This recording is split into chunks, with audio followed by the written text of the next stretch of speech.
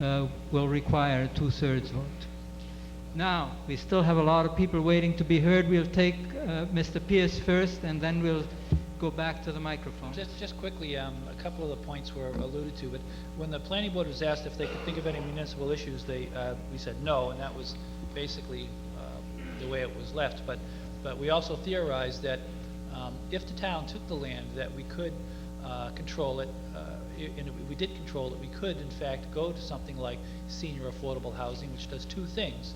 It not only doesn't put any kids in the school, and the properties are generally fairly nice and provide us with a good tax revenue, but it also contributes to our 10% in our affordable housing that we need to. So it actually would solve two problems if we had the control over it to make that happen.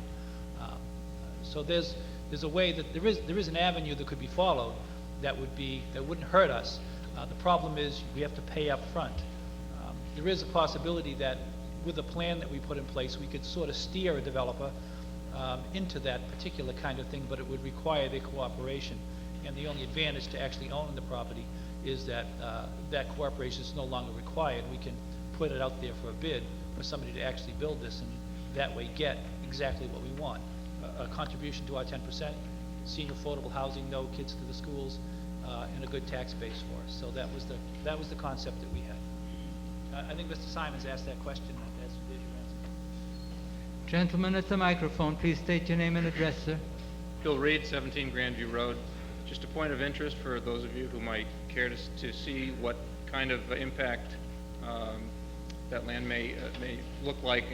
The developer who holds the purchase and sales for 193 Elm Street is the same developer responsible for Valley Way, which is a little street off of Central Street. If you want to take a look at the destruction and the open space created from 25 acres of woodlands, take a look at Valley Way. That's what this land may look like in the future. The lady at the microphone over here, please.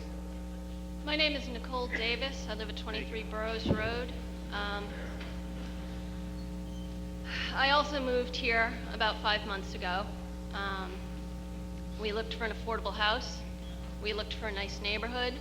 We looked someplace convenient for commuting purposes. And we looked for somewhere welcoming to raise our son. I have never felt less welcome. I feel like there's a giant invisible burning cross on my lawn because I brought a 2-year-old to this town. I have never seen a town more afraid of children in my life. It's as if you think every child in this town will move away and never contribute anything back to this town. I moved here, I registered to vote, I joined the Martins Pond Association, I applied to be a library trustee, and I pay my taxes. I've been paying taxes in this town for 5 years before my son even goes to school. I am doing my best to make this the best town for everyone's children, for everyone's parents, for everyone who lives here. And you know,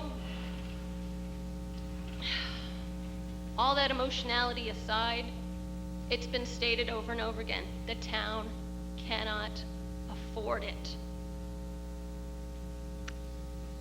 That's my simple point. There will be contributions that you can't see yet.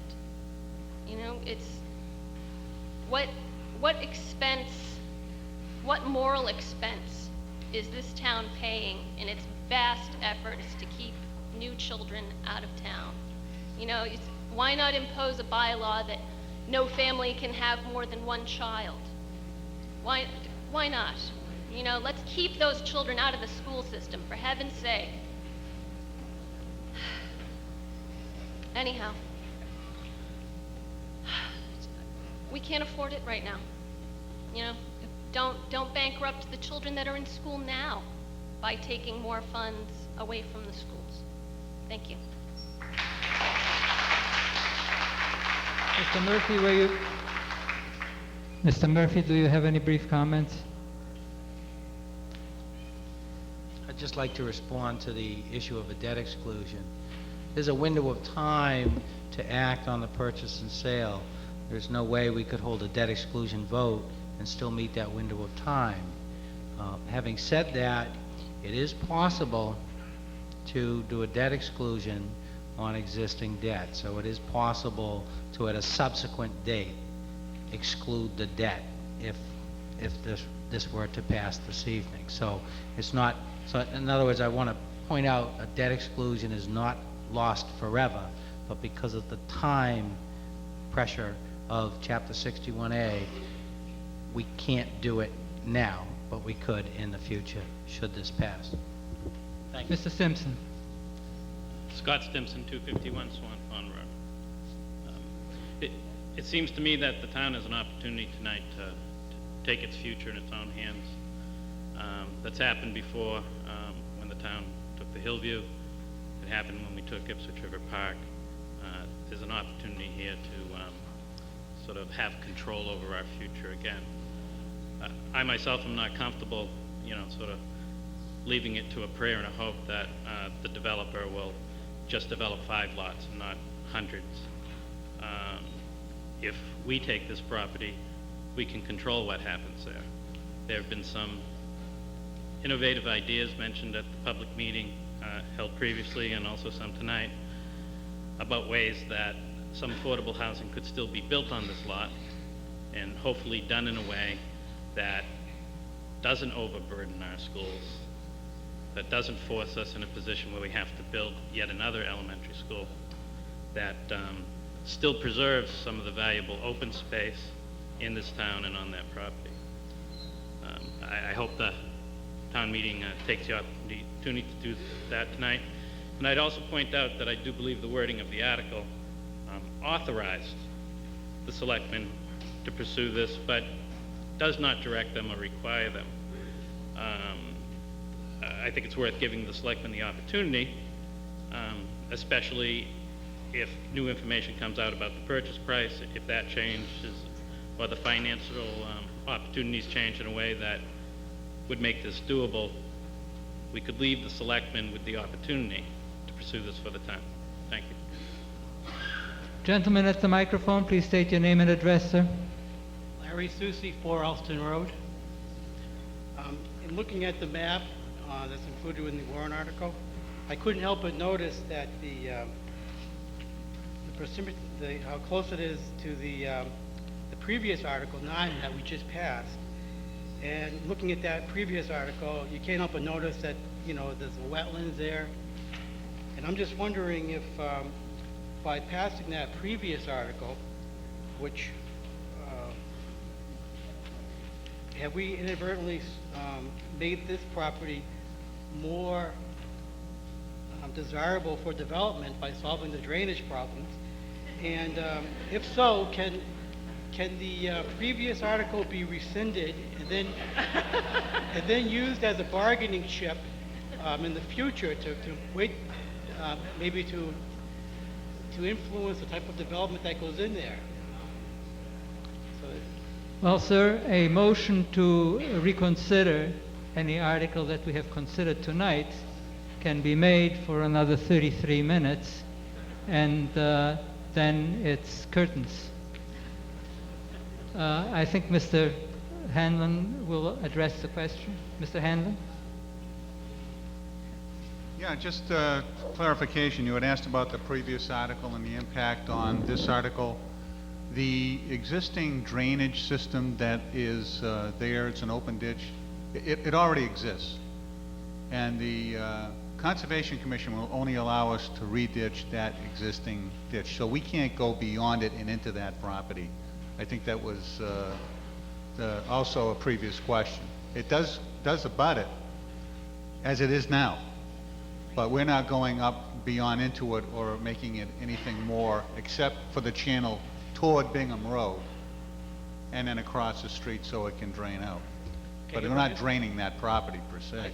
I guess my question is, just looking at the map on the Article 9, it would look to me like that wetland area would probably flood.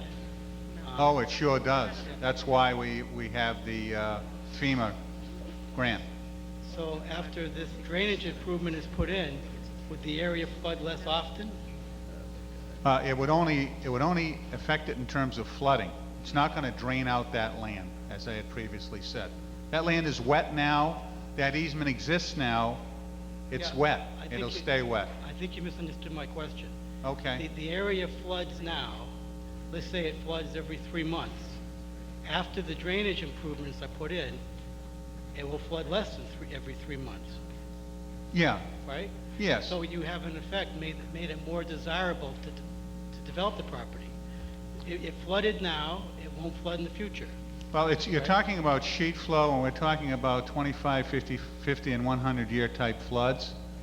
That's the type of design that's been overlaid over that for this easement. It's not like a normal rain, if you will. It's not an apples to apples here. I This think is I'm going something much to greater. call this back to the level of Article 10. And I think that you have made an interesting observation, sir, but I don't think that anybody else is biting. The lady at the microphone. Carol Dingman, 7 Strawberry Lane. I had one question. If we were to approve this evening, what kind of time remains that we can access the site and make sure that it's something we do or do not want to purchase? I know there's 120 days. I'm not sure from when that starts. Mr. Murphy. The 120-day window will run out before the end of October. If this were approved tonight, based on that action, we're going to own that piece of property. We will not likely, and John, you jump in if I'm wrong, until the conclusion of tonight's meeting, I asked town council to discontinue working through the courts to gain us access. So, I don't know that they can wrap that up in 2 weeks. I'm sorry, I thought that it was stated that after town meeting had approved this, then the owner at that point seemed to allow access. And so I was... I missed that statement. I'm sorry. You heard something I didn't, or I know thought- something I don't. I thought town council had indicated that that was his understanding. Mr. Moderator, through you to the previous speaker, the way this would work, if town meeting were to approve this tonight, that's an authorizing vote. That appropriates the money. It authorizes the selectmen to act. The next step in the process would be the Board of Selectmen would actually record a notice at the registry of the town's exercising of the option to purchase the land.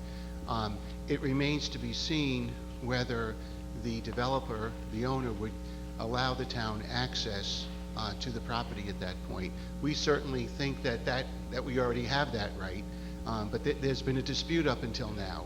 We still might have to go to court. We might have to fight this out in court if it's town meeting's wish to acquire this land and appropriate the money. So I can't give you I can tell you what my thoughts are, what my opinion is, but it's ultimately something that probably would have to be resolved in the courts, and that could take some time. So we could end up being forced to buy a Superfund site without knowing it. I think there would, Mr. Moderator, I think there would come a very serious decision on the part of the selectmen whether to put the town at risk if the proper due diligence could not be performed on that site. Thank you. Mr. McInerney. Yes, Anton McInerney, 128 Park Street. I'm a real estate professional, and from studying this town and all the surrounding towns on open space, we are reaching build out in the region. And this property, if purchased, will appreciate during the bonding period by at least half of the purchase price in value, if not more. Please state your name and address, ma'am. Lauren McMullen, 4 Baldwin Lane. I'm a little confused, and I think my first question probably really goes towards town council. If we've been impeded from viewing this property, how can we make a logical decision tonight to purchase something? I understand we're in the courts fighting right now. Isn't there a way that we could possibly in the court win time and extension so that we could come back to this issue? And also, I'm wondering, has a 21E hazardous waste site assessment been done on the property?